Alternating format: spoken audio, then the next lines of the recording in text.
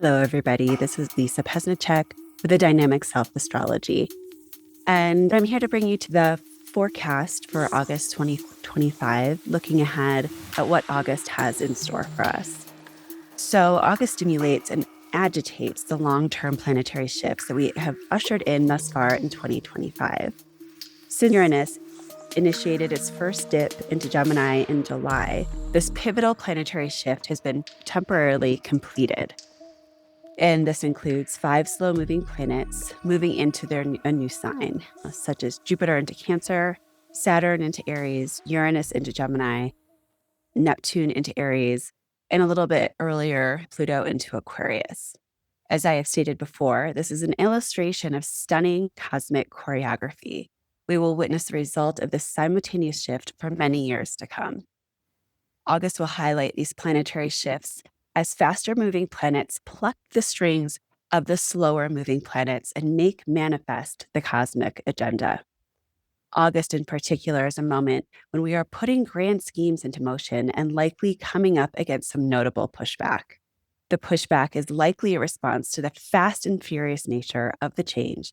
As noted previously, 2025 specifically is a year when there are no guardrails, and the safety gear has been removed in order to facilitate the rapid pace of transformation. However, in late September, Saturn and then Neptune will retrograde back into Pisces temporarily, and in November, Uranus will slip back into Taurus for a couple months. Pluto is decidedly in Aquarius and entered there in November 2024, so no more back and forth with Pluto. Thus, the agitation that is kicked up with the new storyline could ease up in order to tie up those loose ends as they retrograde back in the coming months. So the first and most notable transit that I wanted to mention is Mars's opposition to both Saturn, which occurs on August 8th, and then Neptune, which takes place on August 9th.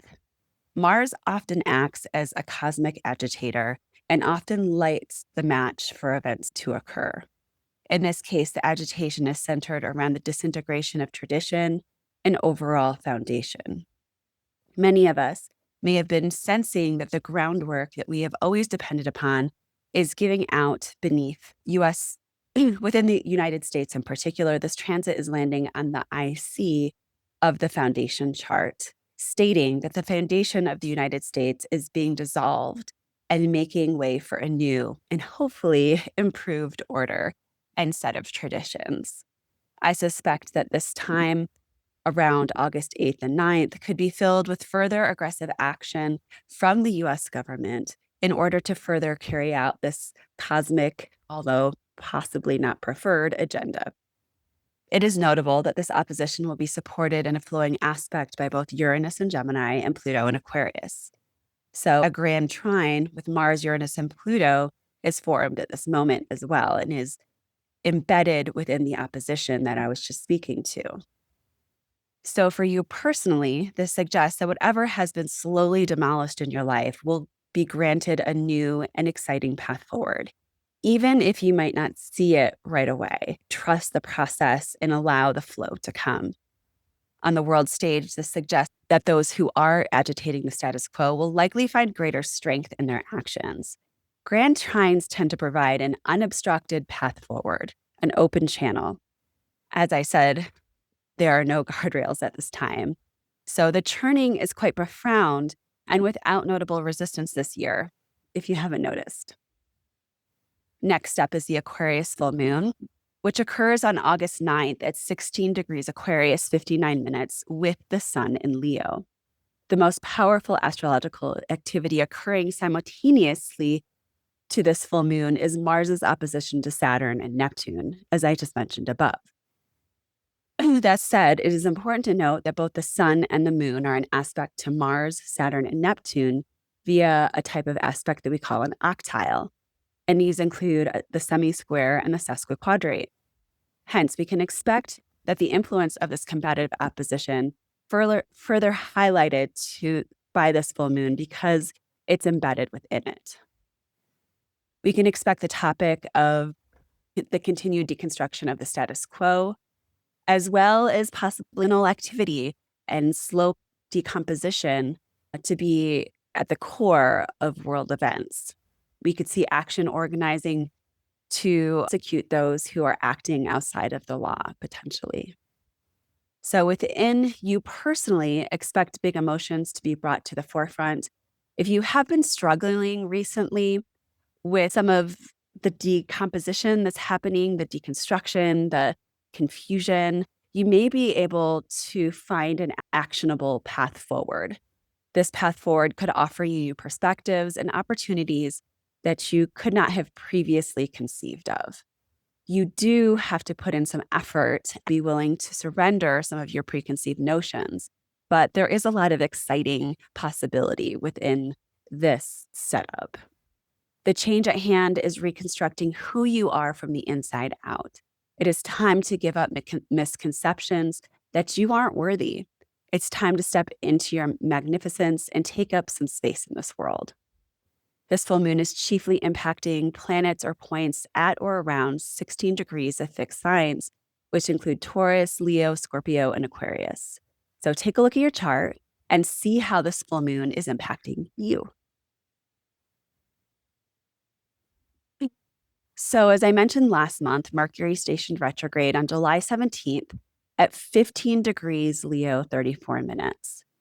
It is interesting that when Mercury stationed retrograde, it was in a sesquiquadrate to both Saturn and Neptune.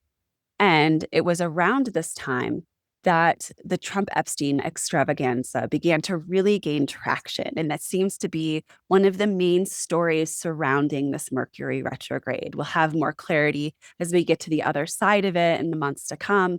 But right now, that really seems to be something that's coming up and really gained traction, as I said, around the beginning of this Mercury retrograde.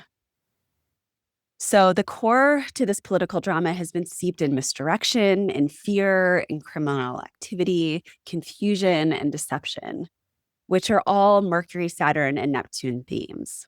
Trump has been backpedaling through this Mercury retrograde in fear that the blatant truth will become exposed, or at least that's what it seems.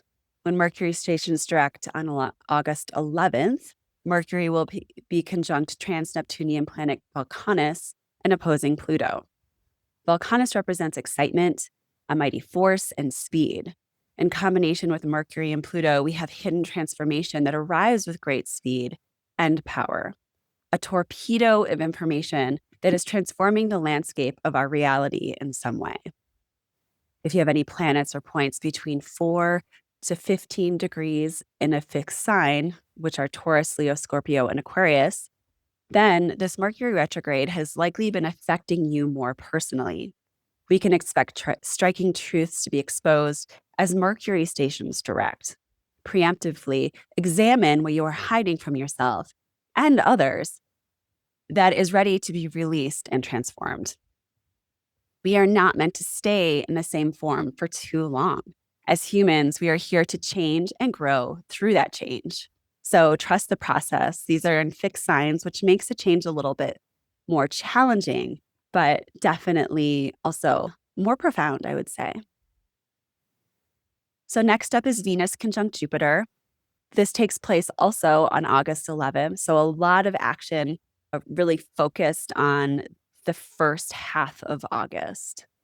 Venus and Jupiter perfect their conjunction at 14 degrees Cancer, 3 minutes. This is an overall positive transit, which is a nice relief. Both Venus and Jupiter are benefics, meaning that they bring growth, fertility, and harmony to whatever they touch. And with Jupiter in its sign of exaltation, which is Cancer, the positive potential is even greater. It is notable that this optimistic pair is joining up at the same time that Mars and Saturn, who are the great malefics, are opposing one another with Neptune as well, thus stating that the tensions and troublesome circumstances could be buffered by a beneficial option or a soft landing. In addition, the Venus-Jupiter conjunction is semi-square to Uranus, offering surprise and unexpected opportunities in a tense time.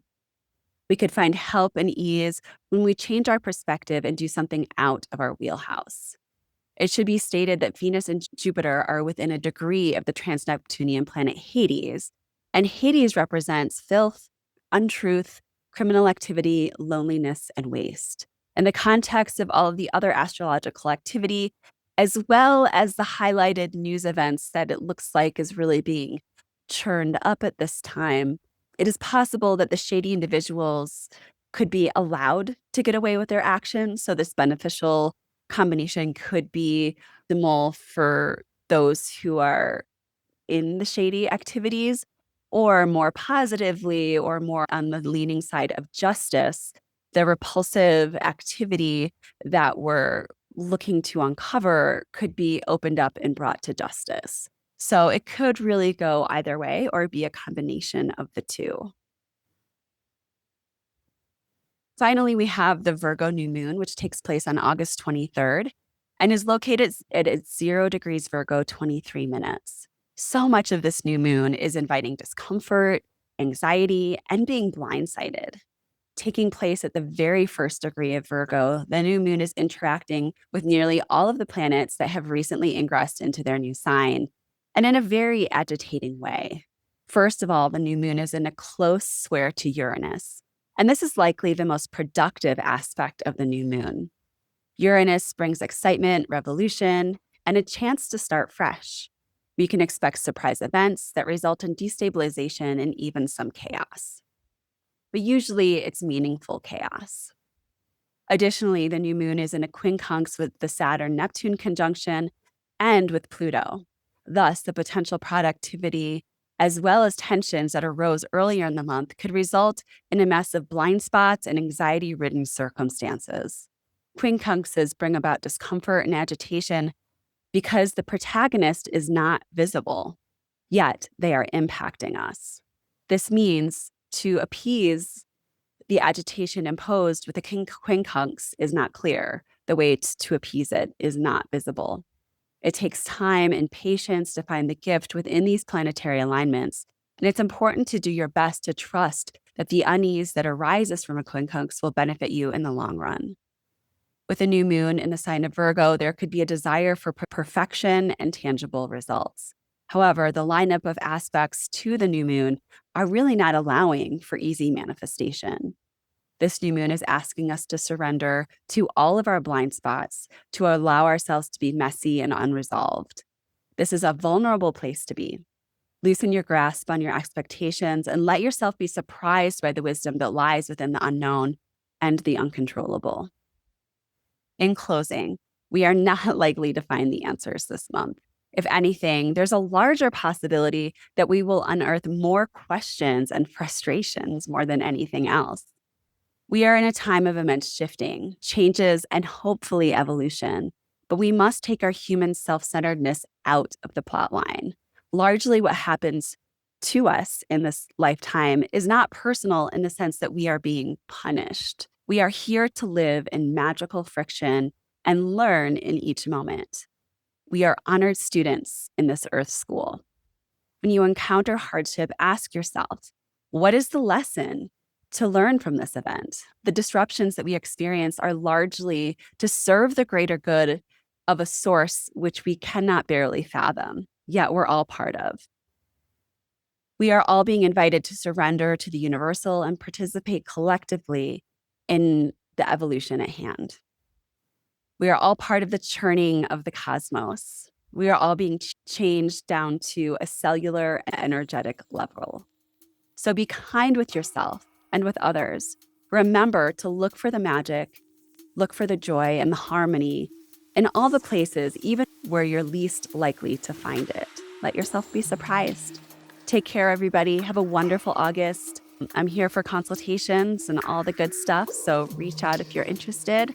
And I'll see you next month. It's eclipse season, so buckle in for that. Take care. Bye.